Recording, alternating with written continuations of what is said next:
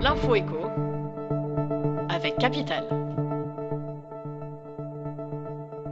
Le chiffre du jour, 6 958 € net par mois. C'est le salaire que gagnent en moyenne les cadres des transports, de la logistique et les navigants de l'aviation. Et bonne nouvelle pour eux, c'est la profession qui touche le plus en France, selon le dernier rapport sur les riches de l'Observatoire des inégalités.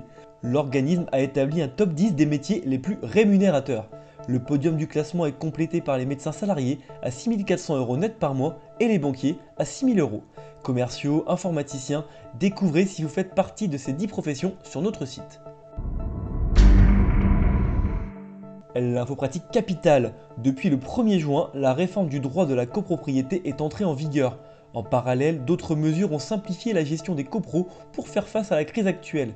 Capital détaille ces nouvelles règles et ce qu'elles changent pour vous. Parmi ces mesures, le vote par correspondance autorisé, un conseil syndical renforcé ou encore l'état daté plafonné à 380 €.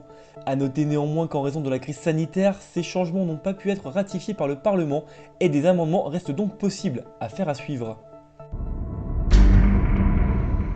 Le coup de gueule du jour est poussé contre les mutuelles. Choisir une complémentaire santé est devenu un vrai casse-tête.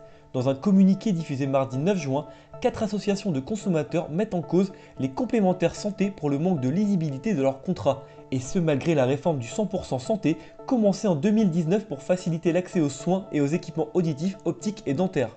Évidemment, on ne demande pas qu'elles soient toutes identiques, mais il est important que les consommateurs comprennent les niveaux de remboursement et, soyons fous, qu'ils puissent aussi les comparer entre elles, explique Olivier Guéraud, juriste de l'association Consommation Logement Cadre de Vie. Et on termine avec les conditions dans lesquelles Disneyland Paris pourrait rouvrir. Si aucune date de réouverture n'est encore avancée, le Parisien dévoile les grandes lignes d'un plan de sécurité sanitaire. Celui-ci aurait été présenté et discuté avec les représentants syndicaux en comité social et économique.